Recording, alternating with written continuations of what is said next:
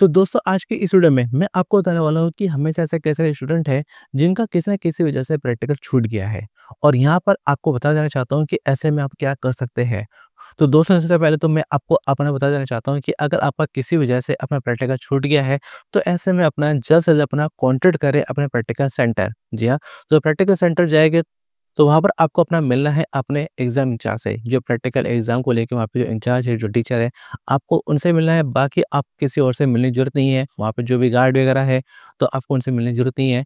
तो जो आपने वहाँ पे प्रैक्टिकल एग्ज़ाम सेंटर पे जाएँगे और उन टीचर से मिलेंगे जिनके अपने हाथ में प्रैक्टिकल है, तो अगर ऐसे में आप उनसे बात करेंगे, उनसे रिक्वेस्ट करेंगे कि सर मेरी अपना कुछ वजह थी जिस वजह से मैं अपना जो है कि प्रैक्टिकल नहीं दे पाया, अपना घर में प्रॉब्लम थी या बाहर ट्रैफिक में फँस गया था या अपना देखा जाए मेरी अपनी तबीयत ख़राब थी या कुछ और, जो भी आपको अपना बनता है आपका पर्सनल रीज़न, तो वो आपको अपना वहाँ के टीचर को आपको बताना होगा।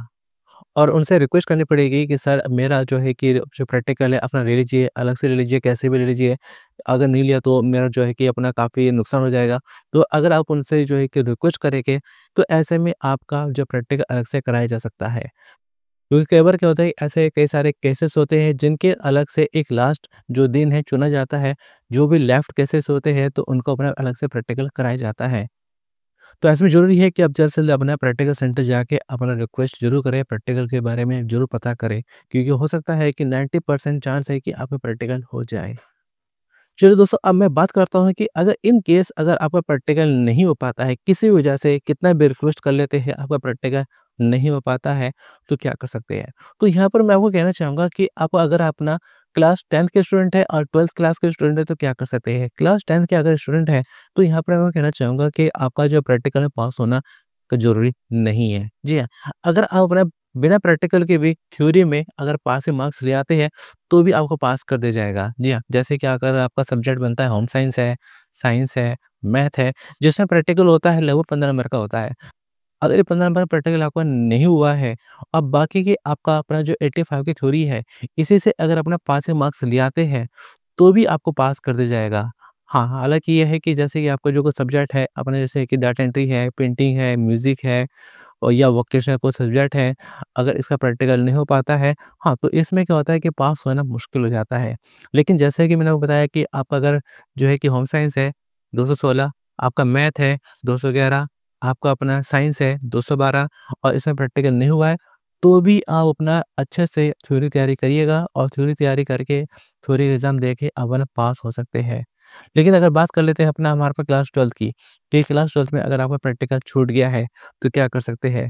किसी वजह से अपना जो है कि लाख कोशिश करने के बाद भी प्रैक्टिकल नहीं हो पा रहा है क्लास 12th में, तो क्या कर सकते हैं?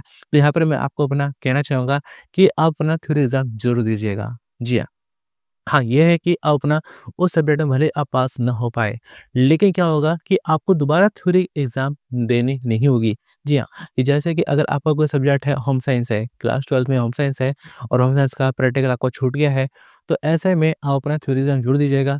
जब आपका रिज़ल्ट आएगा, तो रिज़ल्ट में ये होगा कि जो आपका रिज़ल्ट आएगा, उसमें आपको शो करेगा SYCP।